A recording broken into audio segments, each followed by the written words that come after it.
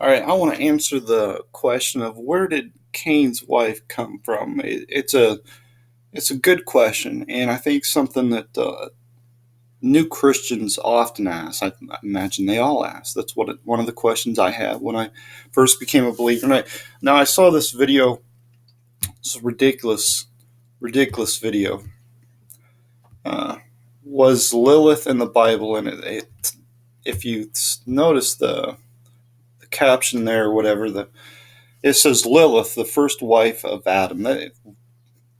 That's just so ridiculous. But obviously, Eve was the first wife of Adam, the only recorded wife of Adam, the only wife that Adam had. So we read about Eve in Genesis 4, right? And she conceived and bare Cain. There's no mention of that.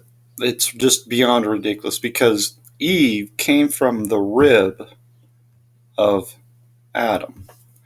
So that's, God formed Adam from the dust of the ground and breathed into his nostrils the breath of life, right? Okay, and then from Adam's rib made he Eve, and then, of course, Eve um, is, and Adam called his wife's name Eve because she was the mother of all living. All right, so nobody that's alive today didn't ultimately come from Eve. She is the mother of all living, so nobody was born beyond her, right? And so the question of where did Cain's wife come from, it's answered right there, isn't it? She is the mother of all living. So Cain's wife came from Eve, just as Cain come from Eve.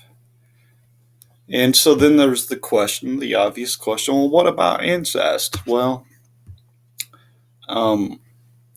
the law against incest was not put in place until the time of Moses, when God gave Moses the Ten Commandments and so forth, right? So there was no law against incest at the time of Adam and Eve, right? So obviously, when we're talking about Cain's wife, she had to have also come from Eve. And Adam knew Eve, his wife, and she conceived and bare Cain. And Cain knew his wife, and she conceived and bare Enoch.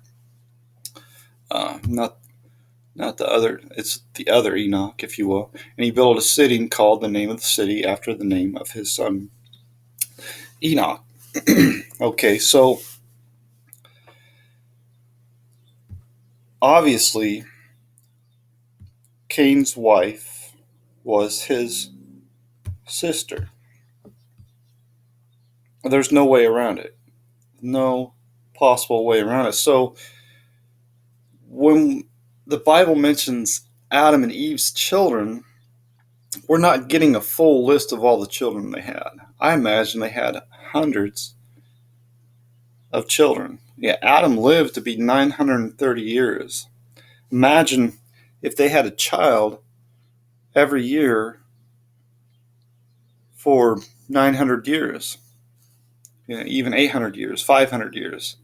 Uh, I would guess that they had 500 children. And then their grandchildren, innumerable, right? It's astonishing to think about. But it was a different time period, a different world. Even, let's see if I can find.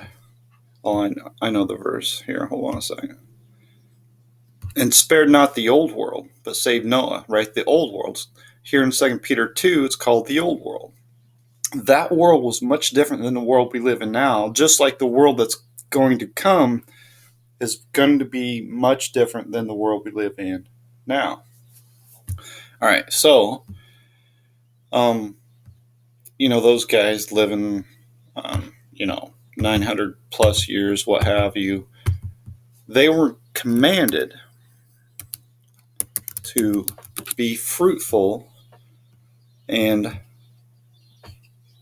multiply. And God blessed them, saying, be fruitful and multiply. And, I guess he's not talking to Adam and Eve, but he does say, be fruitful and multiply uh, to Adam. And so, obviously, these guys that, Adam and Eve, they had a lot of children, lots and lots and lots of children.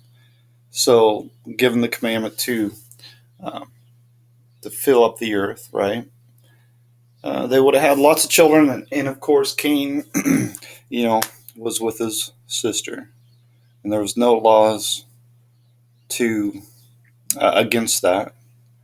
And of course, there was no police officers to arrest them for that.